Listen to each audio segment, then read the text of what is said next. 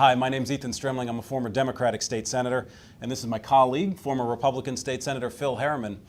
This week, the governor, I couldn't believe it. He came out and said he wants to eliminate the income tax. That's no surprise. But he wants to do it by broadening the sales tax, raising taxes on everybody in order to pay for it. This was the Democratic proposal that got crushed by Maine people who vetoed it in 2010. What's going on here?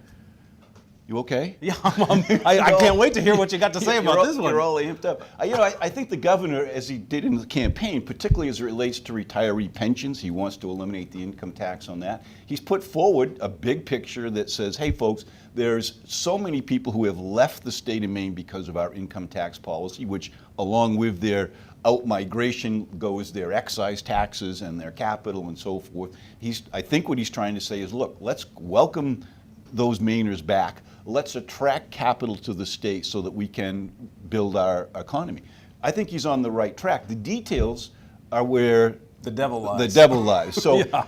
To me, I think you're right. If you eliminate the income tax and raise the sales tax, that sales tax is going to go to what, if you eliminate the income tax, that's $1.3 billion worth of state revenue. You would have to double the sales tax to pay for it, or you would have to broaden it to things like food, which just hammers low-income people. So a proposal to do that just seems to me it's completely regressive. It means the wealthiest in the state will pay so much less, and the rest of us so much more. I think going back to your comment about the proposal that the Democrats put out there that got turned over in a referendum, I think if you dig into the details, the main problem with that was that after you get done lowering the income tax and broadening the sales tax, the amount of revenue coming into state government far exceeded what was then the current levels. And I think if the math can be done in a way where the broadening of the sales tax and the lowering of the income tax keeps revenues to state government about where they are now, we'll at least have a conversation that Democrats and Republicans can debate the merits rather than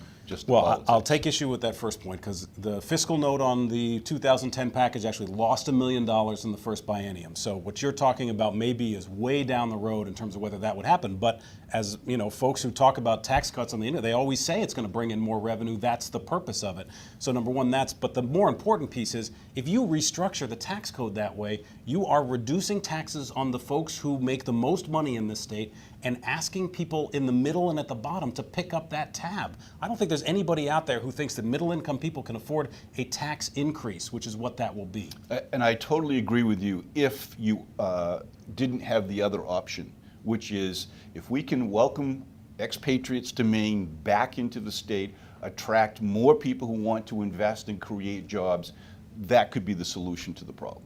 Well, is that the solution because it raises more revenue? No, because it says to people who have left our state because of our tax policy, we've heard you, we want you to come back and recreate your residency here, and we want you to tell all your friends that you spend your vacation time with to come back to invest in Maine. Okay, but again, you're either going to slash and burn our budgets, or you're going to ask middle-income people to pick up the tab in order to bring those folks back into the state. Now, maybe that's not a solution that Maine people are going to embrace. Yeah, that is not a solution. They already rejected it. My party put it forward, and it got rejected, thankfully, from my perspective.